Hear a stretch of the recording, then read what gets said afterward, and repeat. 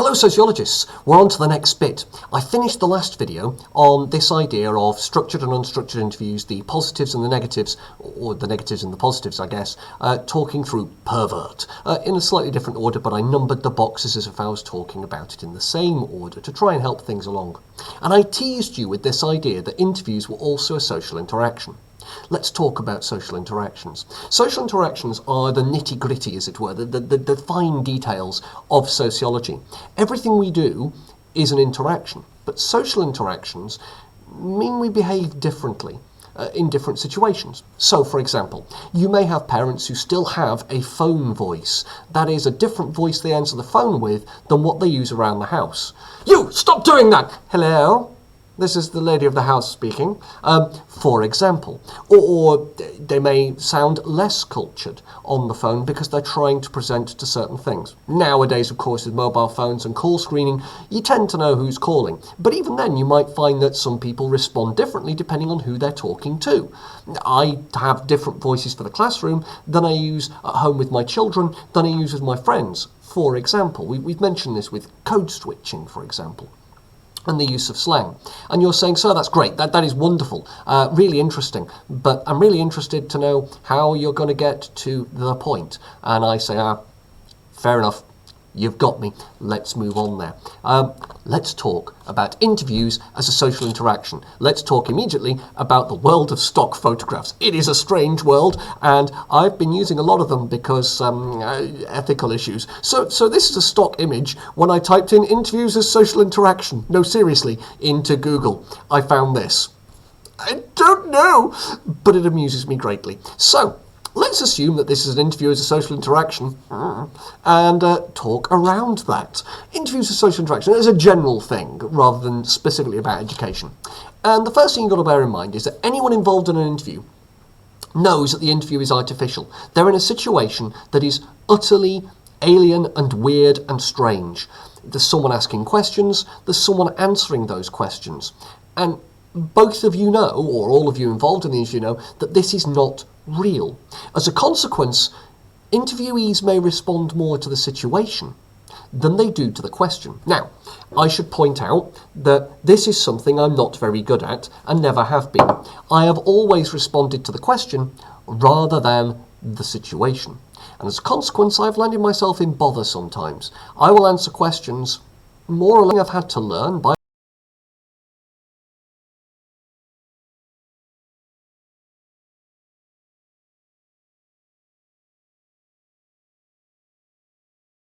observation, more often than not, is how other people adapt what they say to the situation they are in. And they do it, seemingly, unthinkingly, i.e. they do it without having to consider. It just sort of happens. And so ordinary people who are not neurodiverse in the way I am neurodiverse, for example, respond almost intuitively to the situation. Take, for example, someone approaches you with a clipboard and asks, "Tell me about yourself." Instantly, you're a little bit worried. They've got a clipboard, they've got a pen, they're going to take notes. You're going to respond to that situation. Whereas someone goes, tell me about yourself. And you're going to have a different response. If I ask you about that question, tell me about yourself. In a classroom, it's different to me, I don't know, meeting you in town and saying, I've never met you before, tell me about yourself. You're going to give me very different answers depending on the situation. At least, that's what I assume, that's what I notice in human beings. As a consequence, something that is unique to interviews is this idea that interviews themselves are artificial and weird. And you've got to sort of be aware of that when you're doing your research. The first major problem comes with something called interviewer bias. Now, the link I've put on the screen there will also be in the description down below. I'm doing proper YouTube now, and will also be in the Show My Homework section. That takes you to a clip from a comedy series from the 1980s called Yes, Prime Minister. Now, don't worry if you don't find it funny, it's only 2 minutes long. What it does is it explains very quickly everything I'm about to explain and talk about when it comes to interviews. So do watch it. It's whether or not you find it funny is irrelevant. It does give these three things: leading questions, social cues, and identification, straight away, and very quickly and easy to understand. So go away and watch that clip now. As I say, it's 2 minutes 14 seconds long. Don't worry, I'm not going to pause for 2 minutes 14 seconds. Okay, I'm going to assume you went away and watched that clip. Please do. Let's talk through what we found out from that clip. First of all is the idea of leading questions, and you saw how that can be done simply with the order of questions and the type of questions that are being asked. It doesn't have to be within the question you're answering at any given moment. Sir Humphrey is his name, went through 2 different ways of asking that final question, and there were 4 or 5 questions before that point. They are leading questions in and of themselves, while the last question wasn't leading at all. You get to publish that and claim you weren't asking leading questions. So it's not just the wording, which is about what I'm about to talk about, it's also the order of questions that can do the same job. So the wording can sometimes suggest an answer.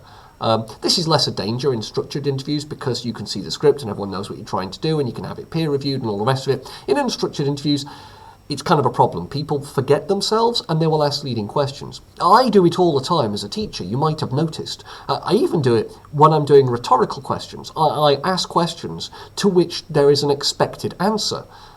You may have noticed this. In fact, back in questionnaires, was it in questionnaires or was it earlier? I asked some leading questions and I got the answers. Oh, it's the beginning of this. And I got the answers that I generally expected because I asked leading questions. The next one is social cues, the idea of facial expression, body language, tone. This gives an indication of what sort of response you're looking for. So, tell me about yourself, versus, tell me about yourself, versus, tell me about yourself. All of those have different social cues. The aggressive, the concerned and empathetic, and the vague. All of those would elicit a different response from the interviewee. That makes sense, right? And finally, there's the identification. Anne Oakley talked about this. That's a picture of Anne Oakley on the screen right now. And she said, as a mother herself, when she was interviewing single mothers and mothers in situations about their housewife role, you may remember that from Families and Households in the 1970s, 1974, she said it was hard for her to remain detached. What she wanted to do was empathise and analyse her own experience in light of what she was learning. Because that's what human beings do. The joy of being autistic, in my case, did I mention I'm autistic? Is that I do that anyway and all the time. I don't know. But you see how this can be a problem if you're trying to undertake sociological research. It kind of removes that gap you need to make sense of what you're learning and to use what you're learning in a detached way. The second is this idea of artificiality, which I've also already mentioned. Both sides know the conversation is not real, and as a consequence they'll respond to it differently to a real conversation. Of course you will. If there's no real consequences for your actions, you'll respond differently. Take the internet as a wonderful example of this. There are no consequences for your actions, and so the internet behaves like, well, the internet. It's artificial versus, say, face-to-face conversation where you could lose friends or lose respect. You will say different things online than you will in real life. That's just how you do. It's how everyone does. Therefore, it's hard to know if truthful answers in interviews, valid answers, are even possible in the first place, simply by dint of it being an interview. You might say, so that sounds disturbingly like philosophy.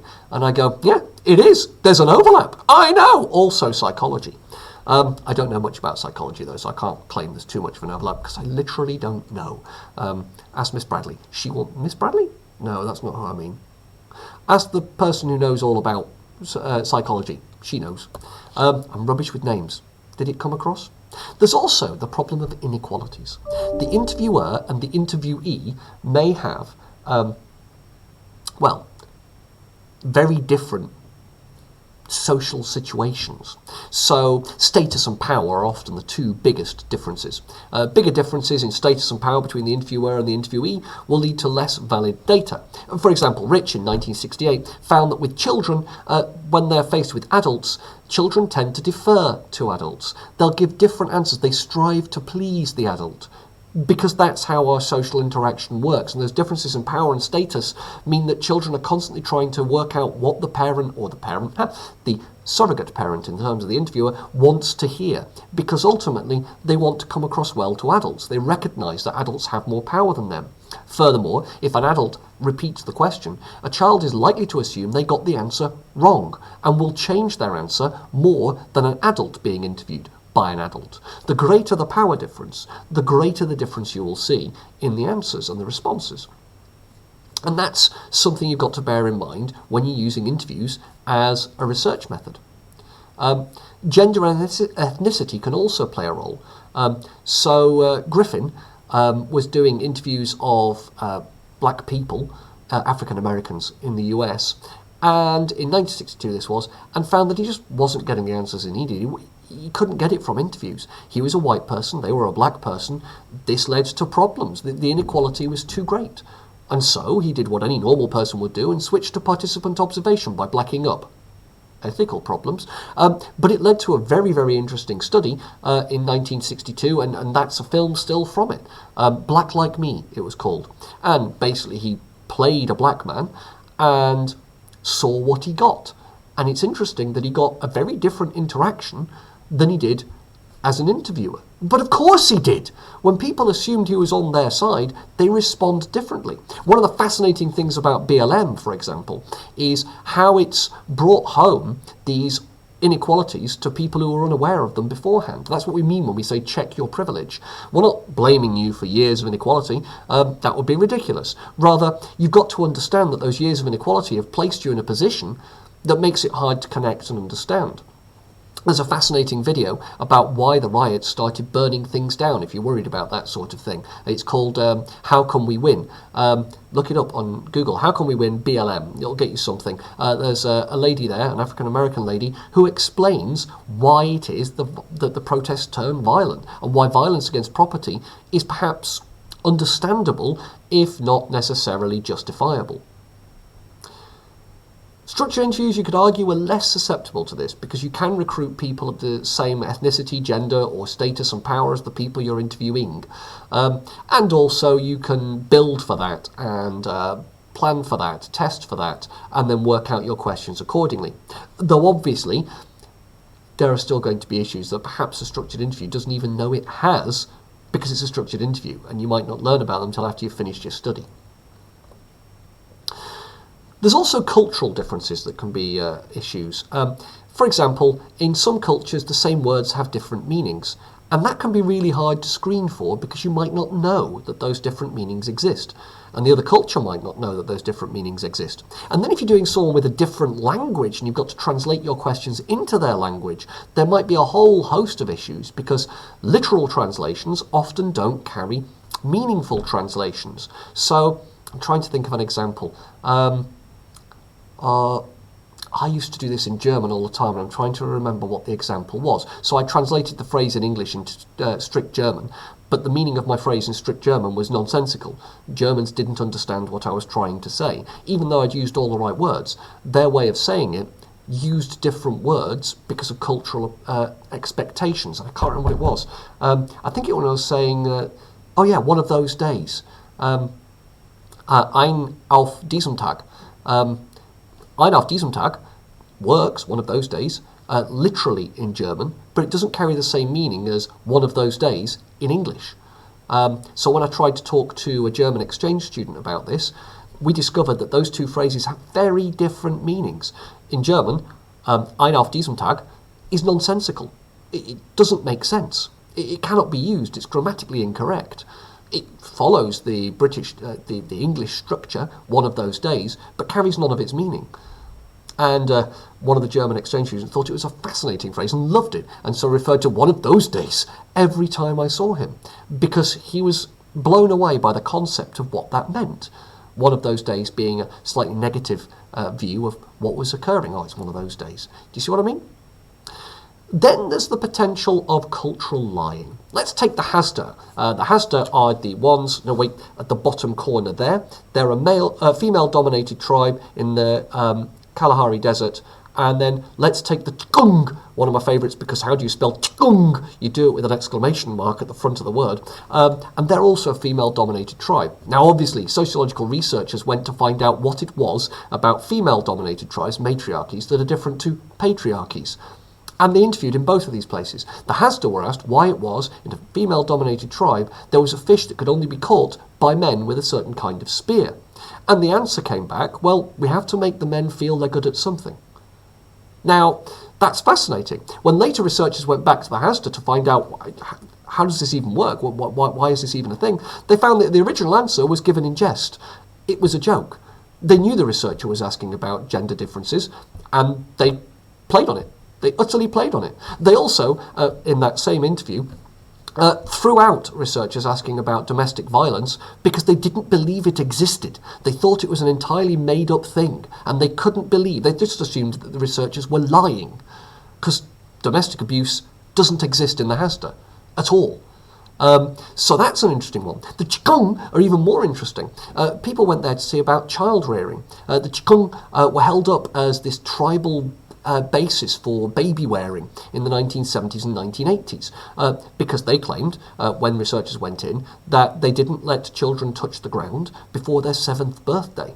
And their children were observed as being calmer and more prone to listen to instruction, not always follow it, but to listen to it, and happier than children in the Western world. And thus, this new method of parenting was born.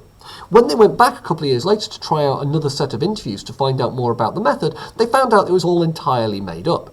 The Qigong did not carry their children till the age of 7. Some did, some didn't. It was a personal choice. There was no cultural expectation one way or another. They made it up because the researchers were there and they lied. Mead in 1943, down the bottom on this side, so sort of there, the black and white photograph, was researching Samoan cultures, and in particular focused on Samoan young girls to find out what Samoan culture was like for young girls in a society that was less patriarchal. And she came back with some fascinating insights, except that she didn't know any languages, and so relied on translators to help her out. And it turned out a lot of the young girls just lied because it's funny. Not because they were trying to mislead, it was just funny. They saw this white Westerner asking questions, and they gave answers, saw her response, and thought that was hilarious. And that cast doubt on the study. Do you see the problem with cultural differences? Then there's social desirability. Now, that clip down there, the YouTube link, is the same one as before. You can go and watch it again if you wish. I'll pause the video myself if you wish to. Okay, if you wanted to go and watch it again, you have had the chance. If you didn't, don't worry. It's that whole idea about when he starts talking about the young lady giving the interview, and you want to appear good to the young lady giving the interview before he does his thing with the leading questions. Of course you do. The person giving the interview and the person tasked with the interview can be chosen deliberately to elicit certain responses. A young lady interviewing men of a certain age will always elicit a kind of attempt on bradagio, bragging rights, if you will, of men, especially heterosexual men, or heteronormative men at least, who will then try and impress her with their erudition and their academia, or in other ways too. And it depends who you're interviewing and who you send out to be interviewed, because people in society naturally seek approval. They just do. They want to be seen favourably. And every social interaction is an attempt to be seen better and better. Now, not necessarily better than you are, that implies too much, but the idea that you want to be seen as good. Furthermore, in an interview, you definitely want to be seen as someone worthy of interviewing. You want to make sure that the time you're giving is appreciated, and therefore you want to avoid looking ignorant, i.e. stupid or thick, and you want to avoid looking boring. So think of, sexual activity questionnaires, people being asked about their sexual activities if they don't have much of a sexual activity, don't want to be seen as boring, so they might embellish or change or misremember, or just, put emphasis on things that they wouldn't ordinarily put emphasis on. Psychology, again, I guess. People respond differently to different questions based on social desirability and where they're being asked, who they're being asked by, and when they're being asked. Which brings me to the ethics. There are ethical issues in interviews. Well, there are. There are potential pressures to answer questions. Rather than not, I guess. So if you're asked a question by an interviewer, then you feel you have to answer it in some ways. Job interviews are a good example of this. Every question you're ever asked in a job interview, you feel you have to answer. You don't have to, by the way. There's no requirement. And there is a social consequence of not answering the question, or choosing not to answer the question. So I guess there is a pressure. And in an interview for sociological research, there is pressure to answer the question, and to answer it in a particular way. Thus, you need informed consent. You need to let people know that they have a right not to answer questions if they don't wish to. They have a right to anonymity, and therefore vulnerable people, young people for example, or people who have experienced abuse, have to know that their data is safe and that they are free to talk, and that if things get difficult, they can just say no. You've heard the term triggering. It's a real thing. It's used a lot on the internet, incorrectly, but it was mainly designed to explain irrational, apparently, responses by people who'd experienced trauma because it was brought up again. So you could ask the wrong question and really psychologically damage someone. Now, given that we're talking mainly in the context of education, I know we talk more generally as well, you can see why this is really quite important. You could really, really damage people just by the choice of question, or the place you ask the questions in. So there are ethical issues, but as you can see, they're not the sort of ethical issues of, oh, well, we've got to, you can't write an entire paragraph on them in an essay. They get maybe a footnote, a couple of sentences, and it's well worth mentioning them to prove you know them, but they can be overcome reasonably easily, but you've got to be aware that they exist. They are small, but vital. So how do you fix it? How do you improve validity of questionnaires? We talked about how validity is difficult to manage. Well, there are several ways. Kinsey, he's the guy at the top here in black and white, did this with rapid-fire questions, with multiple versions of the same question to check for inconsistencies. He was researching sexuality in the 1950s, and as a consequence, the quicker he asked the question, the quicker the response came. People didn't have time to think or to change their answers. And as he asked different versions of the same question through the interview, he could go back and check the answers later to work out whether people were telling the truth. Because if people don't have time to think about it, they tend to respond with the truth. Especially if you ask multiple versions, it's more, well, the 16 personalities questionnaire that I had you do, you might have noticed that the same types of question kept turning up. They were the double-blind questions. They're there to test out or tease out whether you're gaming the system. I don't think they do a terribly good job of it, but they're definitely there. And also, he offered follow-up interviews after 18 months, where he did the same interview again, just to check, just to make sure the answers were the same. And that can often bring things out, because 18 months later, a year and a half on, you'll have different lies to tell, different things you're ashamed of, and so on and so forth. And after all, you've had a year and a half to think about your responses the first time round and work out which bits were worth lying for and which bits weren't. And that allowed him, as a researcher, to find those. It increased the validity of his experiment, of his interviews. Becker in 1971, Becker is the slightly cute old guy there, closest to me. I couldn't find one from 1971, that's from 2019, I think. When he was interviewing teachers, used aggression, disbelief, and played dumb. So, what? You can't possibly say you're doing that. And also, really? No, that can't work. And, wait, no, I don't get it. And that meant teachers gave him more information. It's remarkably easy to manipulate a teacher with those three techniques. Of course it is. We're teachers. It's what we do. If someone plays dumb, we're much more likely to give a fuller explanation. It's what we do. We're used to it. If you respond with disbelief, then we're much more likely to say, oh, well, I've come up with something new. Let me tell you why it works. And if you respond with aggression, we'll defend ourselves. Of course we will. We're teachers. It's what we do. One of the things I did at a school I used to work at, I say I did, it was the department I worked in, we had gender setting between years 8, 9, and sometimes in 10. That was it. And people always said, well, why? And my answer was different to most people's answers. I don't think it mattered that it was gender setting. If the entire school was gender setting, then I assume the department I worked in wouldn't have gender set, and we'd have had the same results.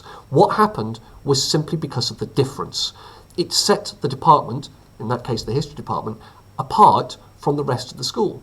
It was different. We were therefore viewed as different. Initially, the department was in a separate building off the side of the school, which increased that feeling of distance and difference from the rest of the school. Although we followed the same rules, the same behaviour policies, the same timetable, even in many ways the same classroom layout, the differences were such that students responded differently. And it became an area where people moulded to that different social interaction. Students that were a problem elsewhere in the school were less of a problem in history, simply because it was a different place. And equally, students that weren't a problem anywhere became problems in history classrooms. because it was different and therefore unsettling. We also found, because of gender setting, that we got slightly different responses from all boys sets and all girls sets. Because of gender? I don't believe so. I believe mainly because of the difference, and people adapted to that. They expected certain things from wholly male or wholly female sets, and as a consequence they amended their behaviour accordingly. Boys tended to start out much more banter-like, for want of a better phrase, but eventually tried to outstrip and outdo each other with geekishness about history. They became more detail obsessed and oriented. You got a lot of the what date did this happen, or how many of X happened on this date questions. Whereas with girls sets they tended to go more for the depth and the detail rather than the specifics. So you got a lot more questions like why did this occur, or how did this happen. I'm thinking them asking questions at the end in the Chair of Doom. Some of you may know that from further down the school, and if you don't, I guess ask me about it. And that was fascinating. Was it anything to do with gender? I don't think so. I don't think so. It's just a difference in the perception of what was going on. So my point being, of course, using different methods, and people would challenge me on it. That's the point I was getting to. And when I was challenged on it, I would explain in more detail because of aggression. If they said disbelief in my results, then I would get more detail to explain my results. If they played dumb as to, well, why would that make a difference, I'd go into more depth. You see? However, this requires special skills. Becca was uniquely placed to be able to do that.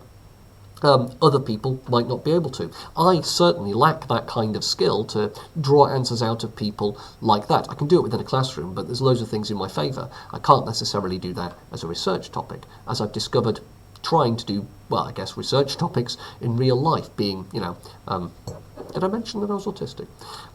There's also Nazru. In 1997, he was tasked with working out health outcomes for ethnic minorities in Britain, and discovered that if he matched the language and ethnicity of the interviewers with the interviewees, he got a much better picture of what was going on. And he also offered all languages. It was just an offer. Some people didn't take him up on the offer, but the fact that it was offered in different languages meant that more people came forward and meant that more people were prepared to answer honestly. He got more detailed results as a consequence, even if they didn't take him up on the offer. It's just as simple as that.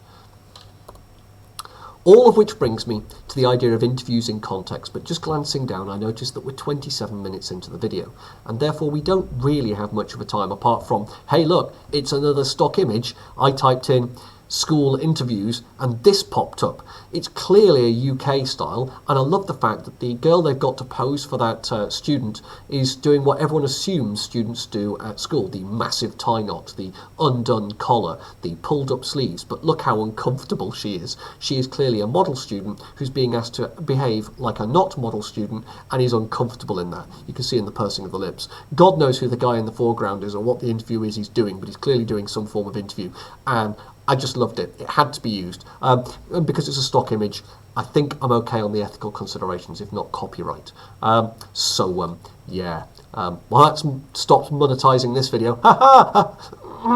YouTube joke. I'm not really a YouTuber. So, I'll stop it there. It looks like we're going to have one more lesson on this, and that's fine. The next video will deal with interviews in context, and then we'll move on to answering a question about interviews, which makes sense to me. We'll probably do two. Now we've got used to the format of each of them, you've spotted that the 10 marker is, well, actually pretty easy. And the 20 marker, whilst not easy, isn't exactly earth-rendingly difficult. So what we'll do, the next lesson I'll do methods in context, and we'll talk about that, and then we'll do a 10 marker and a 20 marker on interviews. I'll make them up if I have to, because it'll be a good way of just catching breath and making sense of the styles of questions.